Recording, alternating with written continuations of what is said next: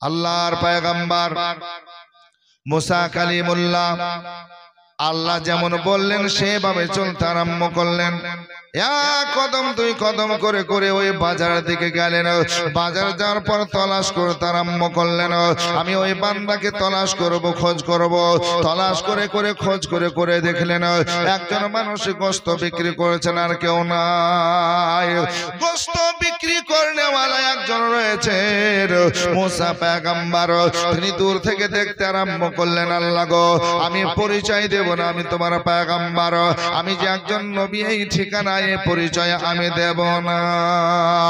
মুসা পয়গম্বর মুসা নবী যেন দূর থেকে গোশত বিক্রি করা দেখতে আরম্ভ করলেন, যাচাই করার জন্য দেখতে আরম্ভ করলেন এই মানুষটা ওজন কেমন করে দেয়, ওজনে কম বেশি দেয় কিনা দেখব। আজকে গোশত দেওয়ার সময় মানুষকে ঠকাই নাকি একবার দেখব। এই দেখেন বেরাদার, মুসা পয়গম্বর এইভাবে দেখতে আরম্ভ করলেন। দেখে যান দেখে যান দেখে যান, দেখতে দেখতে সময় শেষ হলো। গোশত বিক্রি করা ওইদিকে শেষ হয়ে গেল।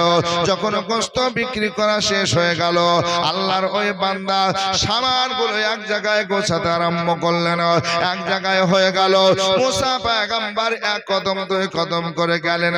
ওই কসাইয়ের সঙ্গে দেখা করে বলছেন, ভাই সামান এক জায়গায় করলে কোথায় যাবে বলো বলো। বলে হুজুর আমি বাড়ি যাব। বলে তোমার বাড়ি কোথায়? বলছে আমার বাড়ি ওই যে সম্মুখের গ্রামটা দেখছেন, এটাই আমার গ্রাম, এটাই আমার বাড়ি। বলছে শোনো গো শোনো, আমি তোমার সঙ্গে একদিনের মেহমান হিসাবে যেতে চাই, আজকে আমাকে নিয়ে যাবে কিনা একবার বলো বলো। মুসা পয়গম্বর ইনি জানেন না যে এই মানুষটাকে, ওই মানুষও জানে এটাকে, এটাও জানে না।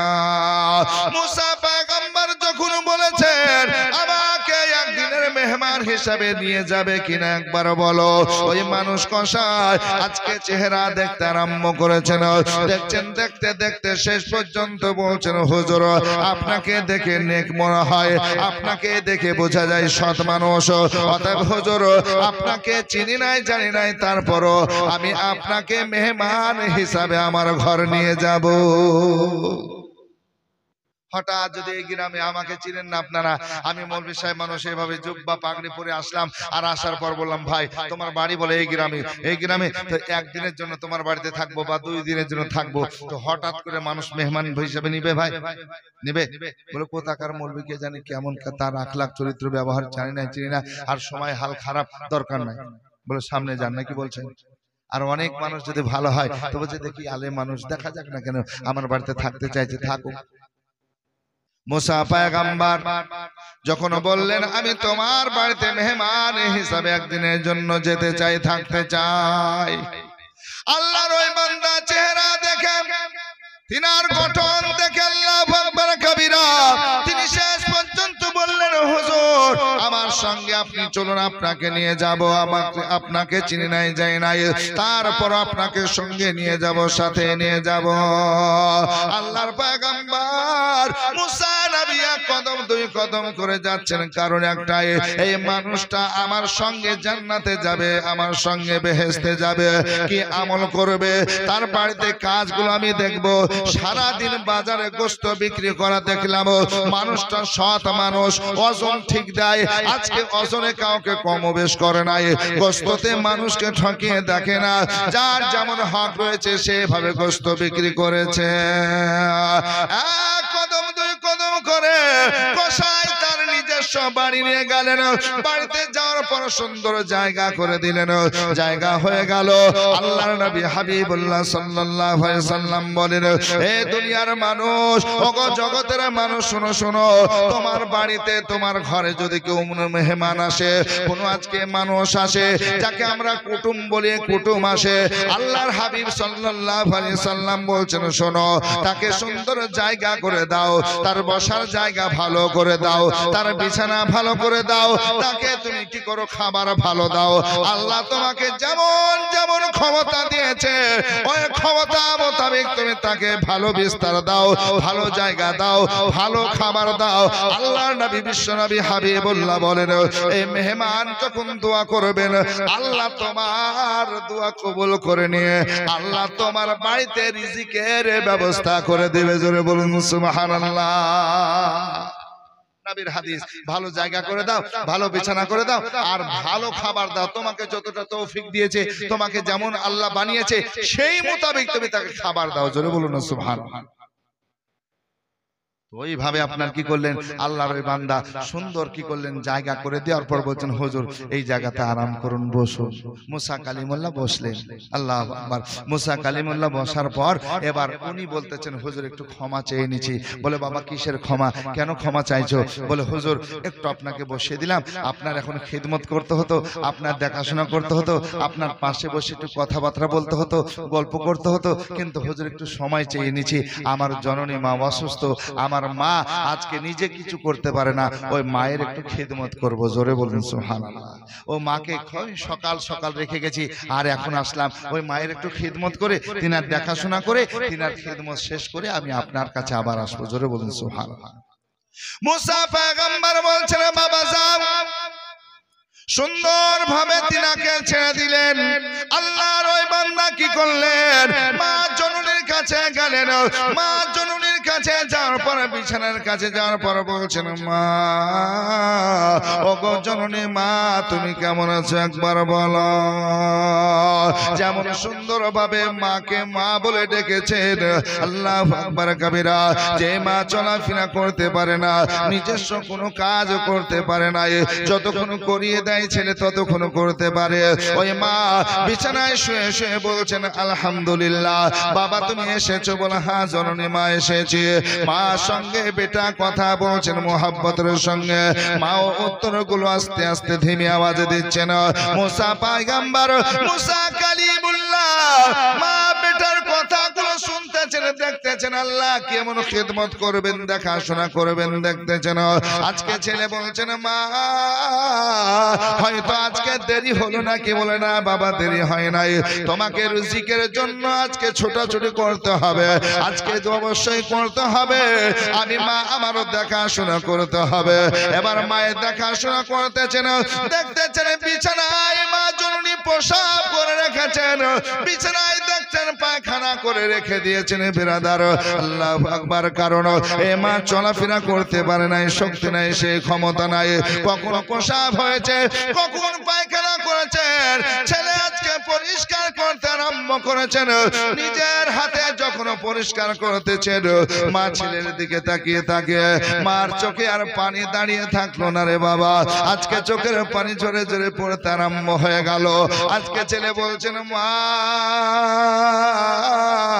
কাঁদো কেন মা? বলো কাঁদো কেন? বলে, বাবা আমি কতদিন এভাবে বেঁচে থাকবো? বিছানায় পায়খানা হয়ে যায়, বিছানায় প্রসাব হয়ে যায়, আমি মা বুঝতে পারি নাই রে বাবা। আজকে তুমি নিজ হাতে পরিষ্কার করবে, এইভাবে কতদিন কষ্ট করবে বাবা? কতদিন এইভাবে আমার দেখভাল করবে? সন্তান কি করলো? মায়ের চোখের পানি মুছে দেওয়ার পর বলছেন, মা কাঁদবে না, কাঁদবে না মা, কাঁদবে না। আমি রবের কাছে দোয়া করি, আল্লাহ তোমার হায়াতকে আরো দারাজ করো, লম্বা করো গো মা। ও গো মা জননী, আমি তোমার খিদমত করব, তুমি শুধু আমার জন্য দোয়া করবে। জোরে বলুন সুবহানাল্লাহ। মা আমি তোমার দেখভাল করব, তোমার খিদমত করে যাব। মা কেঁদো না, তুমি আমার জন্য শুধু দোয়া করে দিবে। জোরে বলুন সুবহানাল্লাহ। মা তারপরও কান্না বন্ধ হয় না।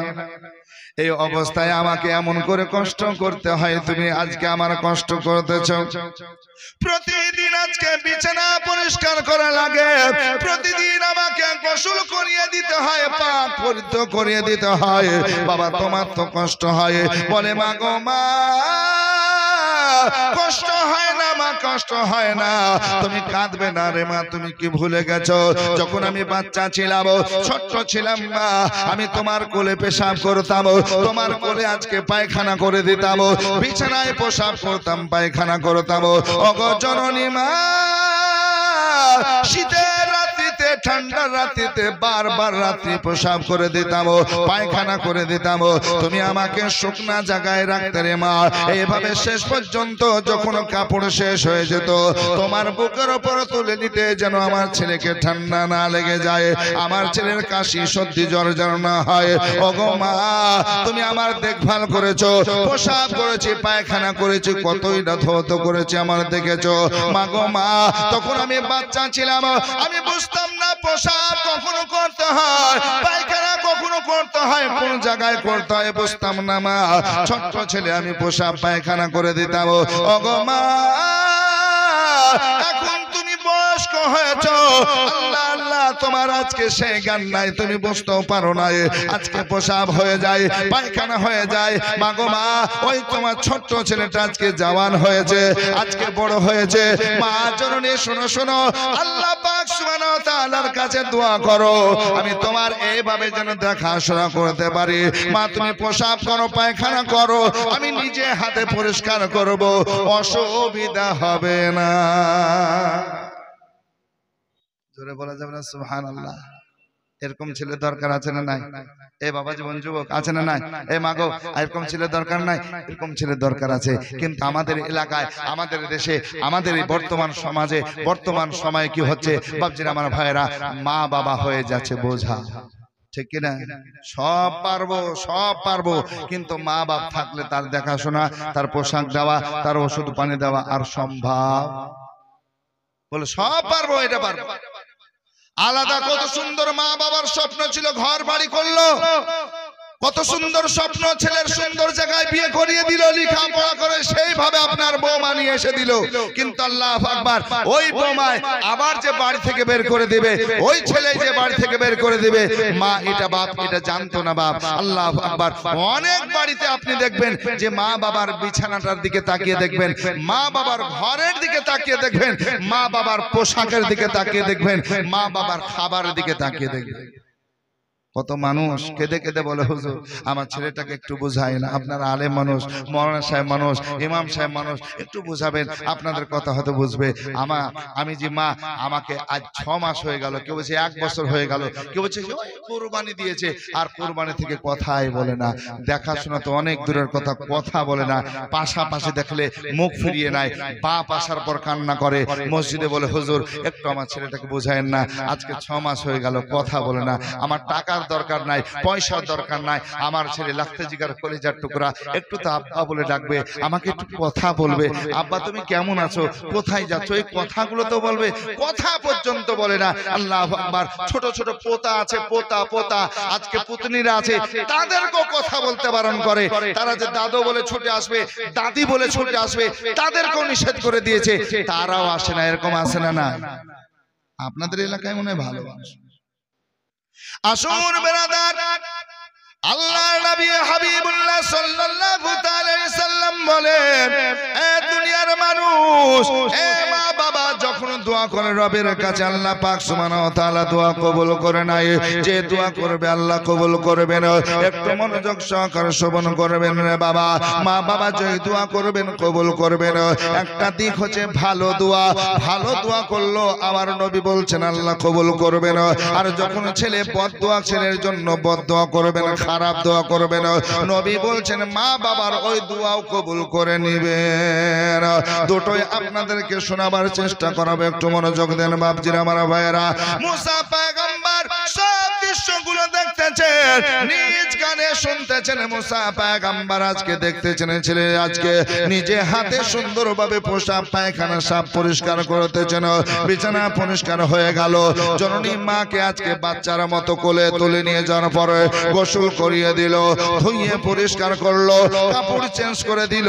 আজকে পোশাক পরিধান করার পরে ফের বিছানা করার পরে জননী মাকে শুইয়ে দিল। মা গো মা, তুমি একটু শুয়ে যাও মা, তোমার জন্য আজকে খাবার নিয়ে আসি। ওগো জননী মা, মেহমান এসেছে, মেহমানের জন্য তোমার জন্য আজকে সুন্দর একটু ব্যবস্থা করতে চাই। মা জননী বলছে বাবা যাও, সন্তান চলতে আরম্ভ করলেন বাড়ির মধ্যে। আজকে নিজে রান্না করতেছেন, কি রান্না করব রে বাবা। আল্লাহু আকবার কাবীরা। আসুন বাপজিরা, আমার ভাইয়েরা, আমার মা বোনেরা, যুবকেরা, একটু শুনুন। আজকে সন্তান নিজে রুটি বানাতে আরম্ভ করলেন। কিতাবের মধ্যে পাওয়া যায় জবের রুটি বানালেন, আর উটের গোশত বানালেন। গোশত আর রুটি রেডি করার পর আজকে মা জননীর কাছে প্রথমে আসলেন। মা গো মা, একজন মেহমান এসেছে, আগে তোমাকে খাওয়াবো, তারপরে মেহমানের দেখভাল আমি করব। জননী মা বলছেন, বাবা সোনার চাঁদ, মেহমান এসেছে, মেহমানকে দেখো, মেহমানকে খাবার দাও, মেহমানের খেদমত করো। বলে মা গো মা, আগে তোমার খেদমত করব, দেখভাল করব, তোমাকে খাওয়ার শেষ হলে আজকে মেহমানের সেবা করব, মেহমানের যত্ন নেব। মা বলছেন, বাবা মেহমান আর আমার জন্য আজকে কি খাবার বানিয়েছো বলো। আজকে সুন্দরভাবে ছেলে বলছেন মা গো মা, আজকে অন্য কিছু পারি নাই, একটু উটের গোশত রান্না করেছি, আর আমি জবের রুটি বানিয়েছি, রুটি। ইতিহাস পড়ে দেখবেন বা আল্লাহু আকবার, ওলি আউলিয়ার জীবনী পড়ে দেখবেন, সাহাবাদের জীবনী পড়ে দেখবেন। আমরা গমের রুটি খাই, ঠিক না? কিসের রুটি? কিন্তু সেই জামানায়, সেই সময় আপনার আল্লাহু আকবার রুটি খেতেন জবের। জোরে বলুন সুবহানাল্লাহ। একদিন বানিয়ে নিতেন তো আপনার 2 দিন 4 দিন 5 দিন 7 দিন চলতো। সফরে চলেই যাচ্ছে শুকনা রুটি, আজকে শক্ত হয়ে গেছে। আল্লাহু আকবার। আল্লাহর নবী হাবিবুল্লাহর সাহাবা এবং নবী পাক সাল্লাল্লাহু আলাইহি ওয়াসাল্লাম সহ আজকে কি করছেন, আজকে ওই শক্ত রুটিকে, শুকনো রুটিকে পানির সঙ্গে ভিজিয়ে মধু দিয়ে খেতেন। জোরে বলুন সুবহানাল্লাহ। আসুন বেরাদার, জননী মা বলতেছেন, বাবা তুমি আমার জন্য জবের রুটি বানিয়েছো, আমার জন্য উটের গোশত বানিয়েছো, বাবা আমি তো খেতে পারবো না। আমার কি সেই শক্তি আছে রে বাবা যে আমি আজকে উটের গোশত খাবো এবং আজকে কি করব, আজকে জবের রুটি চিবিয়ে খাবো। বাবা আমার মুখে দাঁত নাই, সেই শক্তি নাই, ক্ষমতা নাই, আমি চিবাতে পারবো না, খেতে পারবো না বাবা, হজম করতে পারবো না। আজকে সন্তান লাগতে জিগার করে যা টুকরা বলছেন, মা গো মা আমি তোমাকে উট রুটি আর কি করব, গোশত খাইয়ে দেব। বলে পাগল, আমি কেমন করে খাবো, একবার দেখো, আমার বয়স হয়েছে, কখনো প্রসাব হয়ে যায়, পায়খানা হয়ে যায়, বুঝতে পারি নাই। এ সোনার চাঁদ শোনো, আমি ওই রুটি আর গোশত খেতে পারবো না, আমি চিবাতে পারবো না, আমার সেই ক্ষমতা নাই, শক্তি নাই। বলে মা আমি তোমাকে খাইয়ে দেব। এই বলে আপনার কি করলেন, রুটি আর গোশত নেওয়ার পর এই সন্তান কসাই কি করলেন, নিজের মুখের মধ্যে আর গোশত আর রুটি নিয়ে নিলেন। সন্তান রুটি আর গোশত মুখে নিয়ে চিবিয়ে নরম যখন গিজা হয়ে গেল, আল্লাহু আকবার কাবীরা, ওই রুটি আর গোশতকে মুখ থেকে বের করার পর মা জননীকে বলছেন, মা গো মা এবার তুমি মুখ খুলো, তোমাকে খাইয়ে দিয়ে। বারবার কি করতেছেন, মুখে রুটি নিচ্ছেন বাচ্চা, বারবার গোশত নিচ্ছেন, চিবিয়ে যখন নরম হয়ে যাচ্ছে, ছেলে মুখ থেকে বের করে মায়ের মুখে দেয়, ছেলে মুখ থেকে বের করে মার মুখে দেয়। মা জননী খায় আর তাকিয়ে ছেলেকে দেখে। মায়ের চোখের কোণা দিয়ে পানি ঝরতে আরম্ভ হলো। মা জননীর কান্না দেখে বলে, মা কাঁদো কেন? বলে সোনার চাঁদ, কত পরিশ্রম তোমাকে করতে হচ্ছে, আমার গোসল থেকে নিয়ে, ধৌত পরিষ্কার করা থেকে নিয়ে, বিছানা সবকিছু পোশাক থেকে নিয়ে, শেষে তোমাকে খাইয়েও দিয়ে হচ্ছে, আজকে চিবিয়ে আমাকে খাওয়াও। বলে মা তোমার কি মনে না, আমি যখন ছোট্ট ছিলাম আমি খেতে জানতাম না, ওগো জননী মা তুমি খাইয়ে দিতে, পান করিয়ে দিতে, যখন খাবারের প্রয়োজন তখন খাইয়ে দিতে। ওগো মা আমি তোমাকে এভাবে খাইয়ে দেব, আজকে চিবিয়ে নরম গিজা করব, যাতে তোমার অসুবিধা না হয়। মা যদি দোয়া করে আছে বলেন তো কবুল হবে না? আরে মা জননীর এ দোয়া যার ওই লেগে যাবে, আরে যত চাওয়া পাওয়া খোদা মিলিয়ে দেবে। আরে মায়ের দোয়া যাই গো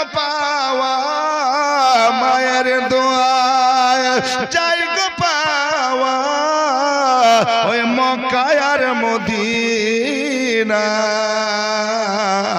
মায়ের দিলেতে ব্যথা কখনো দিও না কখনো দিও না। কবি বলছে কত সুন্দর দেখুন, আরে মায়ের মুখের হাসি আল্লাহ আরো খুশি। ও বাপ ও ভাই, তুই টাকা দিতে পারবি না?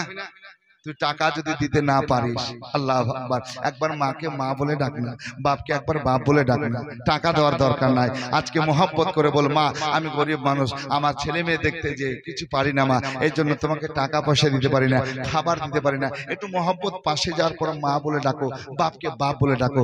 খুশি হবে না হবে না? খুশি হবে না হবে না? খুশি হবে। আল্লাহ তাই বলছে মায়ের মুখের হাসি আল্লাহ আরো খুশি, সে জান্নাতের দাবিদার ভালোবাসলো যে মাকে বেশি। আরে মায়ের পাক কদমের নিচে, মায়ের পাক কদমের নিচে আর জান্নাতের ঠিকানা, মায়ের দিলেতে ব্যথা কখনো দিও না কখনো দিও না। আরে মায়ের সেবা করলেন হযরত ওয়েস করনি। জোরে বলুন না সুবহানাল্লাহ। আচ্ছা ভাই, একজন মায়ের পাগল আসুন না, বেশি আপনার কাছে চাইবো না, কারণ হেলালুদ্দিন সাহেব তো চেয়েছেন। তবে দুটো ভাইকে আমি দেখবো মা বাবার পাগল আজকে সুবহানাল্লাহ। মা বাবার জন্য মাত্র 1000 করে, বেশি চাইবো না, 5000 10,000 না, 1000 করে আমি একজন মা একজন বাপের পাগলকে দেখতে চাই। খাস করে দোয়া করব আল্লাহ পাক সুবহানাহু ওয়া তাআলা আজকে যেন দোয়া কবুল করেন। দুজন ভাই আমার যুবক কেউ আছেন মা এবং বাবার নামে 1000 টাকা করে। এই মা জননী পারবেন আপনারা কেউ? 1000, বেশি চাই সুবহানাল্লাহ, 1000 করে মার জন্য বাবার জন্য সুবহানাল্লাহ। খাস করে দোয়া করব আল্লাহ আপনার রিজিকে বরকত দিবেন, বালা মুসিবত বিপদকে দূরীভূত করবেন ইনশাআল্লাহ রহমান। একটু আসুন না ভাব, একটু যুবক 1000 করে চেয়েছি মার জন্য। আরে মায়ের সেবা করলেন হযরত ওয়েস করনি, দেখলেন না হুজুরের চেহারা নূরানি। আরে জুব্বা পেল প্রিয় নবীজির, জুব্বা পেল প্রিয় নবীজির, মায়ের দুয়াই 16 আনা, মায়ের দিলেতে ব্যথা কখনো দিও না কখনো দিও না। আরে মায়ের মতো এত আপন, মায়ের মতো এত আপন আর তো কেউ হবে না, মায়ের দিলেতে ব্যথা কখনো দিও না কখনো দিও না। কেউ নাই বাপ? 1000 টাকা সুবহানাল্লাহ সুবহানাল্লাহ সুবহানাল্লাহ। খাস দোয়া করে যাব আল্লাহ আপনার বালা মুসিবত বিপদকে দূরীভূত করবে। যদি বলেন যে নগদ নাই, লিখে দিবেন সুবহানাল্লাহ। আমার ভাইজান, আমার আল্লাহ রাখা ভাই বসে আছেন, আপনার নামটা লিখে নেবেন, শুধু আপনি দিবেন সুবহানাল্লাহ। যখন আল্লাহ তৌফিক দান করবে আপনি দিয়ে দিবেন 1000 টাকা সুবহানাল্লাহ। কামাল হোসেন মায়ের নামে 2000, বাপের নামে 3000, 5000। কামাল হোসেন বাপ মারা গেছে সুবহানাল্লাহ। নারে তাকবীর, নারে রিসালাত। জনাব কামাল হোসেন সাহেব 5000 টাকার দাতা বলুন মারহাবা। মা বাবার জন্য 3 আর 2 5000 টাকা বলুন মারহাবা। বাবার নামে 500 আর বাপ মার নামে 500 সুবহানাল্লাহ 1000 টাকা আল্লাহ কবুল করুন বালা মুসিবত বিপদকে দূরীভূত করুন আল্লাহুম্মা আমিন আল্লাহুম্মা আমিন খাস করে দোয়া করব আল্লাহ পাক সুবহানাহু ওয়া তাআলা আল্লাহর দোয়া আমাদের কবুল ইনশাআল্লাহ করবেন এই আশা নিয়ে দোয়া করব তবে 5000 কামাল ভাই আমার দিয়েছেন আর এখানে 1000 টাকা 500 করে দিয়েছেন আল্লাহ কবুল করুন আর একটা 1000 হবে না ভাই জননী মা আপনাদের ওয়াজ শোনাবো আর গজাল নাত মানকাবাত শোনাবো ইনশাআল্লাহ তবে যদি 1000 না পারেন মা 500 করে দিয়ে পাঠান মাগো 500 করে পাঠান সুবহানাল্লাহ আমার আল্লামা হেলাল উদ্দিন রেজভী সাহেব চেয়েছেন দিয়েছেন আমাকে যদি না দেন একটু মন খারাপ হবে সুবহানাল্লাহ আবেদ আলী সাহেব এই গ্রামে বাড়ি মা বাবার নামে 1000 নারে তাকবীর নারে রিসালাত জনাব আবেদ আলী সাহেব মা বাবার জন্য 1000 টাকার দাতা বলুন মারহাবা যে আশায় যে নিয়তে দান করছে মঞ্জুর করুন আমিন সুম্মা আমিন আর কেউ না ভাই একটু যদি মা জননী কেউ দিন 500 500 1000 1000 দিবেন আল্লাহর কাছে দোয়া করব আমার ভাইরা যুবকেরা যদি কেউ বাকি থাকেন একটু দিবেন 1000 করে মার জন্য বাবার জন্য আর দুঃখে দুঃখে নীরবে সুখেতে খুশি হবে আর ছেলের খুশির তারে মামর তো রাজি হবে আর জীবন দিলেও শোধ হবে না জীবন দিলেও শোধ হবে না মায়ের দুধের দেনা মায়ের দিলেতে ব্যথা কখনো দিও না কখনো দিও না আসুন বাবজিন আমার ভাইরা আর একটা ভাইকে 5000 কামাল ভাইয়ের মতো নাই কেউ বাকি যদি থাকেন দিবেন আল্লাহর হস্তে আল্লাহর ঘর মসজিদের জন্য বাপ এটা সাদকায়ে জারিয়া প্রবাহিত নেকি আপনি মারা যাবেন আপনি চলে গেলেন কবরে কিন্তু এই নেকি বন্ধ হবে না কতদিন এই মানে মসজিদ যতদিন থাকবে কিয়ামতের সকাল পর্যন্ত যদি আল্লাহর ঘর থাকে আল্লাহু আকবার আপনি সাদকায়ে জারিয়া মানে প্রবাহিত নেকি এটা চলবে নাকি আমি মৌলবি দোয়া নাও করতে পারি আমার ভাইজান দোয়া নাও করতে পারে আপনি এমনি দোয়া পেতেই থাকবেন কারণ সাদকায়ে জারিয়া জোরে বলুন সুবহানাল্লাহ এটা প্রবাহিত নাকি চলতেই থাকবে কিয়ামত পর্যন্ত দোয়া আল্লাহু আকবার আল্লাহু আকবার আসুন না বাপ আর একটা কেউ পারবে না 5000 আর একটা 1000 ভাই আমার কামাল ভাই বসে আছেন খাস করে দোয়া করব হাত উঠিয়ে মুনাজাত করব 1000 টাকা পেলে হাত উঠবো ইনশাআল্লাহর রহমান আসুন আমার মা বোনেরা 500 100 200 যে যেমন পারবেন একটু দিয়ে পাঠান আর সিমেন্টের বস্তা পারলে দেন আর একটা আবদার করেছিলাম এক টলি বালি যদি কেউ দিতে পারেন এক টলি বালি আল্লাহর ঘরের জন্য যে আমি বালি দিলাম এই বালিটা আল্লাহর ঘর মসজিদ থাকবে আর পাশাপাশি কেউ যদি পুট্টি দিতে পারেন রং করে দিতে পারেন আলহামদুলিল্লাহ আল্লাহর ঘর আপনি রং করে দিবেন আল্লাহ পাকের নবী বলেন যারা আল্লাহর ঘর বানালো এই ঘর বানাতে সহযোগিতা করলো আল্লাহর নবী হাবিবুল্লাহ বলেন আল্লাহ তার জন্য জান্নাতে ঘর বানিয়ে দিবে জোরে বলো জান্নাতে বানিয়ে দিবে আল্লাহ বলেন আমার ঘর বানালি আমার মসজিদ বানালি আল্লাহু আকবার আল্লাহ বলেন বান্দারে তোর টাকা খরচ করে আমার ঘর বানালি মসজিদ আর আমি তোর জন্য জান্নাতে ঘর বানিয়ে দেব জোরে বলুন সুবহানাল্লাহ এটা আসুন ভাই যারা পারবেন খাস করে একটু দোয়া করে যাব আল্লাহ আল্লাহ 500 1000 1000 2000 আর একটা আমি চেয়েছি 5000 যদি পারেন আল্লাহর বান্দা তাহলে কামাল ভাই জোড়া হয়ে একটু হাত উঠিয়ে দোয়া করব আসুন বেরাদার মুসা পয়গম্বর মুসা নবী দেখতেছেন ওই বান্দা আজকে মাকে আজকে খাইয়ে দেয় আল্লাহু আকবার কবিরা যখন খাওয়া সমাপ্ত হয়ে গেল মায়ের চোখের পানিগুলো মোছার পর মা জননীকে বলছেন মা গো মা কেন কান্না করেছো তো আজকে তো এইভাবে আমার দেখভাল করেছো ছোট্ট অবস্থায় কত না কষ্ট করে খাইয়েছো পান করিয়েছো মা গো মা আমি বলতে পারতাম না তুমি তাও কখন আমার খাবার লাগবে তুমি খাবার দিতে আজকে পান করিয়ে দিতে আজকে যত্ন করেছো আদর করেছো মা গো মা যতদিন বেঁচে থাকবে আমি এইভাবে দেখে যাব খাওয়া শেষ হয়ে গেল মার জন্য বিছানা করে শুইয়ে দেবেন মা জনি বলছেন বাবা একটু আমাকে ধরো আর আমাকে একটু বসিয়ে দাও আমি রবের কাছে দোয়া করব রবের কাছে দোয়া করব এ বাবাজি আমার ভাইয়েরা আমার মা বোনেরা যুবকের একটু শুনুন মাকে বসিয়ে দিয়েছেন বাবা বসিয়ে আজকে টেক লাগিয়ে দিয়েছেন পিঠের দিকে হেলানা দিয়ে দিয়েছেন মা জনি আজকে হাত উঠাবে এমন শক্তি নাই মা জনি বলছেন ওগো আমার আল্লাহ ওগো আমার রব তুমি কোরআনের মধ্যে বলেছো ওয়া ওয়াসাইনাল ইনসানা বিওয়ালিদাইহি ইহসানা। আল্লাহ তোমার কোরআনের আইন মেনে তোমাকে মেনে আমি মা আমার সেবা করতেছে, আমার দেখভাল করতেছে।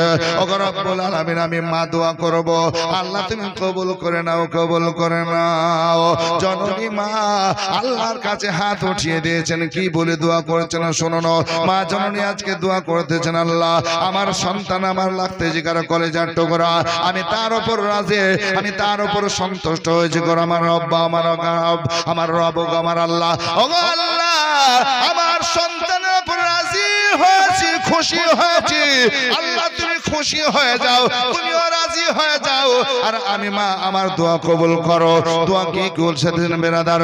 বলছেন আল্লাহ আমার সন্তান যখন মারা যাবে, আমার সন্তানকে মুসা পয়গম্বর, মুসা নবীর সঙ্গে বেহেশতে নিয়ে যেও। সুবহানাল্লাহ, সুবহানাল্লাহ। একজন মা 1000 টাকা, জোরে বলুন নারে তাকবীর, নারে রিসালাত, সুবহানাল্লাহ, দ্বীন ইসলাম জিন্দাবাদ। 1000 টাকা নগদ দিয়েছেন একজন জননী মা, আর একজন দিয়েছেন 500 টাকা নগদ। আল্লাহ কবুল ও মঞ্জুর করুন, আমিন সুম্মা আমিন। বালা মুসিবত বিপদকে দূরীভূত করুন, আল্লাহুম্মা আমিন, আল্লাহুম্মা আমিন। আর একটা দানের দিকে আমি তাকিয়ে আছি, হলে একটু হাত উঠিয়ে দোয়া করব, মুনাজাত করব আপনাদের সকলকে নিয়ে। মা যারা পারবেন একটু মার জন্য দেন, বাবার জন্য দেন। এবার মা দোয়া করছেন, কি কবুল হচ্ছে কিনা একবার দেখুন তো, জোরে বলুন না সুবহানাল্লাহ। মা জননী দোয়া করেছেন, আল্লাহ আমার সন্তানের উপর আমি রাজি হয়েছি, খুশি হয়েছি, আমার দেখভাল করছে, আমার খিদমত করতেছে গো রব গো আমার আল্লাহ গো আমার সব শোনো। আমার আজকে সন্তানের জন্য দোয়া করতেছে, কে দোয়া করবে রে বাবা? বলছেন আল্লাহ আমার সন্তান যেন মুসা কালিমুল্লাহর সঙ্গে হয়ে জান্নাতে যায়, বেহেশতে যায়। যে মুসা পয়গম্বর তুর পাহাড়ে যাওয়ার পর আল্লাহর সঙ্গে কথা বলেন, ওই আল্লাহকে দেখার ইচ্ছা জেগেছিল। জোরে বলুন সুবহানাল্লাহ, সুবহানাল্লাহ।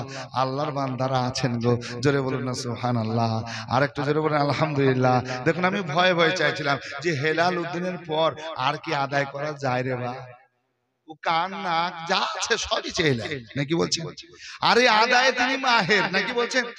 উনি আমরা কতদিন থেকে ওয়াজ শুনছি, আমরা যখন আলিফ বা তা সা পড়তে শুরু করলাম, প্রথম মাদ্রাসাতে ভর্তি, তখন থেকে দেখছি ওয়াজ করেই যাচ্ছে, করে যাচ্ছে, এখনো আল্লাহ করিয়ে নিচ্ছে। জোরে বলুন না সুবহানাল্লাহ। হায়াতকে আরো দারাজ করুক, আরো মাদ্রাসা মক্তব আজকে দুনিয়ার জন্য আজকে কি করে আজকে জালসা করিয়ে যেন মক্তব মাদ্রাসা মসজিদ সব জায়গার জন্য আদায় আরো করিয়ে নেন। সকল বলেন আল্লাহুম্মা আমিন সুবহানাল্লাহ। টাটকা হজ করে এসেছেন, আল্লাহ পাক সুবহানাহু ওয়া তাআলা আরো হায়াতকে লম্বা করুক, দারাজ করুক সুবহানাল্লাহ।